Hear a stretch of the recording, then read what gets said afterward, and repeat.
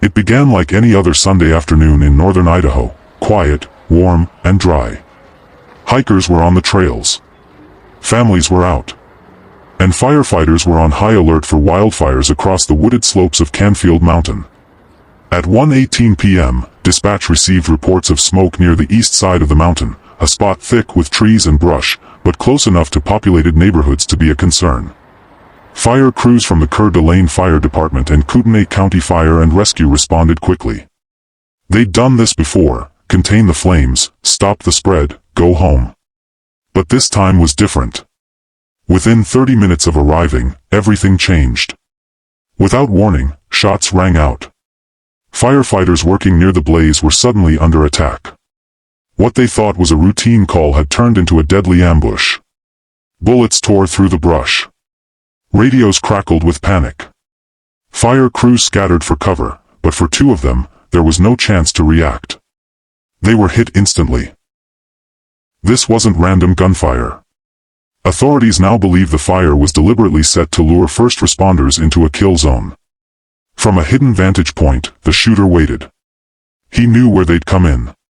He knew where they'd stage their trucks. He had planned this. Sheriff Robert Norris later called it a calculated ambush and added, they never had a chance. Within minutes, 911 was flooded with calls, shots fired on the mountain, officers down, no clear view of the suspect. Law enforcement from across the region scrambled to respond. The area was locked down. A shelter-in-place warning was issued to residents near Canfield Mountain. Helicopters were launched overhead. SWAT teams began to move in. More than 300 personnel, including FBI agents, ATF teams, and Idaho State Police, converged on the mountain.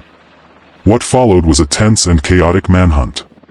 Officers hiked in full tactical gear through steep forest terrain. Sniper units scanned the treetops. Drones hovered silently, feeding live footage back to command. The threat was still active.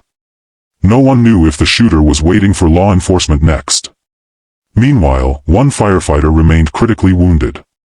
Medics carried him out under cover, racing against time. He was rushed to Kootenai Health, where trauma surgeons worked to stabilize him. He survived. But two of his colleagues did not. Their names were not immediately released. The fire departments asked for time to notify families, time to process the loss. But the pain was immediate. The International Association of Firefighters called it a heinous and unthinkable act and said, these were not just firefighters. They were fathers, brothers, husbands. By sundown, the suspect's body was found. He was lying near a high-powered rifle. Officials haven't confirmed whether he was killed by law enforcement or took his own life.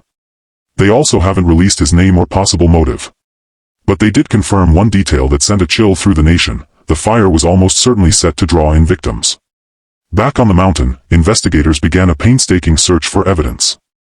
Shell casings, burnt brush, footprints, everything was logged and preserved. They combed through the suspect's gear. They searched for signs of accomplices. They searched his phone. So far, all signs point to a lone actor, but a disturbingly intentional one. What drives someone to weaponize a wildfire? What kind of hatred fuels a plan to murder those who run toward danger? These are the questions haunting Coeurd'Alene this week. Governor Brad Little issued a public statement calling the attack a direct assault on the brave men and women who protect our communities. He added, Idaho will not forget this.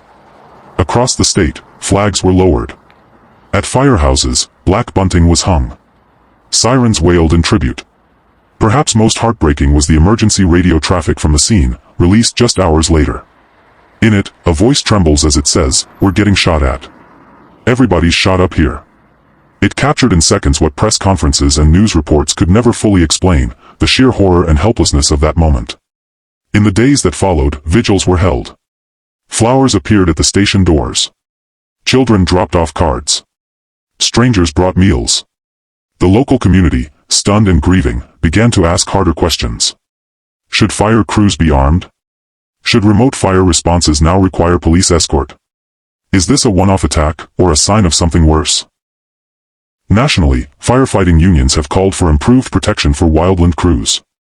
And law enforcement is quietly reviewing protocols for future joint responses. The uncomfortable truth is that nobody ever thought firefighters would become targets.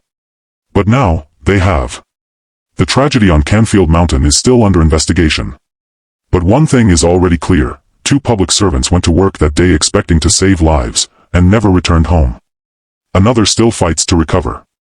And the nation, yet again, is reminded that even those who protect us are not safe from violence. Thank you for watching. If this story moved you, please consider subscribing for more real-world reports, tributes, and updates on those who serve under fire. Let us honor the fallen by remembering what they stood for, and why their lives mattered.